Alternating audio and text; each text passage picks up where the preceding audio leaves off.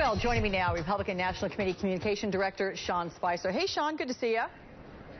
Great to see you, Alex. Thanks for having me. I'm glad you're here because I got to get to this line from an LA Times article, and it is calling this mansplaining from Huckabee, suggesting, quote, the Republican Party has become so adept at shooting itself in the foot over women's issues that it should probably put a moratorium on discussing them for a while. Sean, why does this keep happening? Why can't Republicans strike the right tone? Well, frankly, I think neither party has a monopoly on using inappropriate words or phrases. I think the governor was clearly trying to make the point that the way the Democrats demean women is not something that we believe in, that we believe in empowering women, and our party stands for fighting for their rights. I don't think, as the chairman said, that the words that he used in attacking the Democrats is something that we would have chosen, but the point still stands. All right. Well, in the spirit of what you said, with neither party getting it quite right here, Republicans clearly demanded an apology from New York Governor Andrew Cuomo over these comments about the Tea Party. Let's take a listen to that. Who are they? Are they these extreme conservatives who are right to life, pro-assault weapon, anti-gay? Is that who they are? Because if that's who they are, and if they are conservatives, they have no place in the state of New York. Now, Cuomo took a lot of heat for those remarks, and he says he was only referring to political candidates, but what is your party's strategy with the Tea Party going forward? I mean, even John Boehner has lashed out at these extremes in his own party. Well, I don't think it has anything to do with the Tea Party. I think it has to do with random individuals.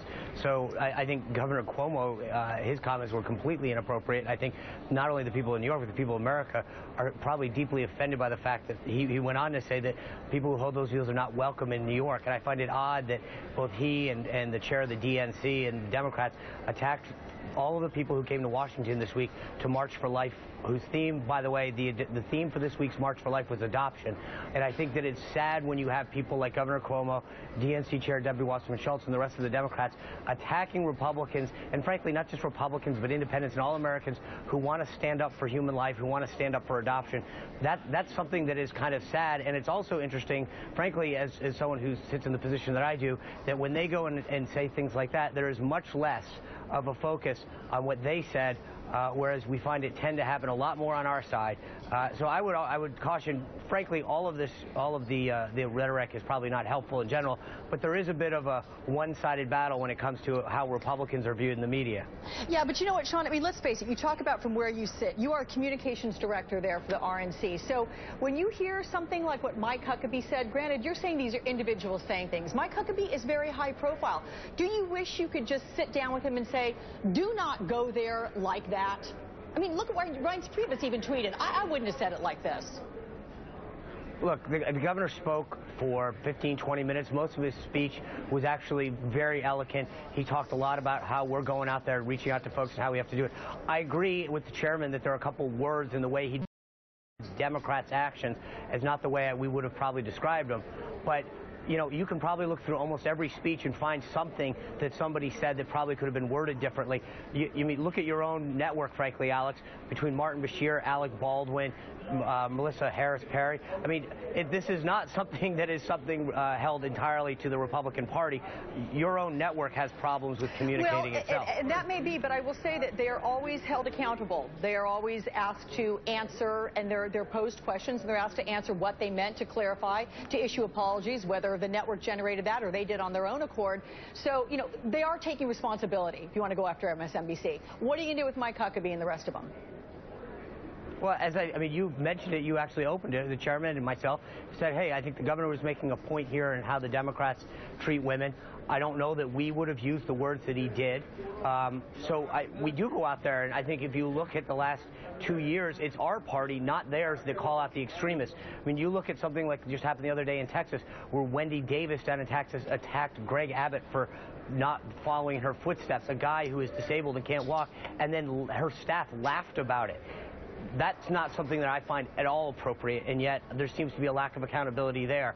There are official after official on the Democratic side from county officials all the way on up, that have said completely inappropriate things, and I think they should be held to a standard. Frankly, all of us should be held to a standard where we have a better tone and dialogue. You mentioned the chairman's comments a few minutes ago during his speech. There's something that I think we as a party believe we have the most effective policies and positions when it comes to what's best for this country, families and individuals. I think we have to do it in a more effective way to bring more people into the party, and we're going to try to lead on that. You know what, I can absolutely agree with you. We all need to be held to a higher standard. That is for sure, Sean. I want to ask you, though, about what's happening right now, because the RNC is holding the winter meetings. There are a number of current and former GOP stars. You've got former Virginia Governor Bob McDonnell and his wife arraigned just this morning in court on federal charges in the gift-taking scandal. You have the federal prosecutors in New Jersey just yesterday issuing grand jury subpoenas to Governor Chris Christie's reelection campaign, also the state Republican Party. You know, we know that he still has the support of former Republican presidential candidate Mitt Romney. In fact, here's what he had to say this morning on the Today Show. Yeah, I've been in touch with Chris, and frankly, I think what you've seen is a guy who is a strong leader.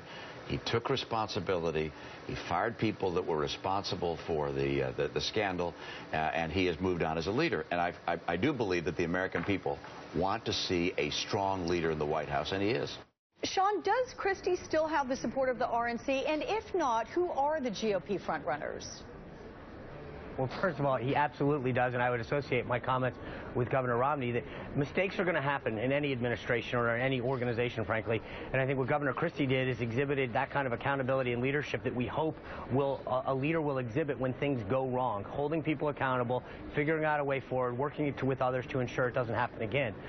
So absolutely, he continues to be one of the top leaders in our party. But there is a huge bench. I mean, from our governor to top leaders in the Senate, Paul Ryan in the House. I mean, we have, like, our bench for 2016 is extremely deep, and we're very proud of the policies and positions that they're out there articulating to move this country forward. Okay. Thank you, RNC Communications Director Sean Spicer. I'm glad to see you, and you might not know it, but I like you, pal. It's all good. Thank you. I like you too, Alex. Thank you. I know. We got to make peace here. All right, here to break down this for us is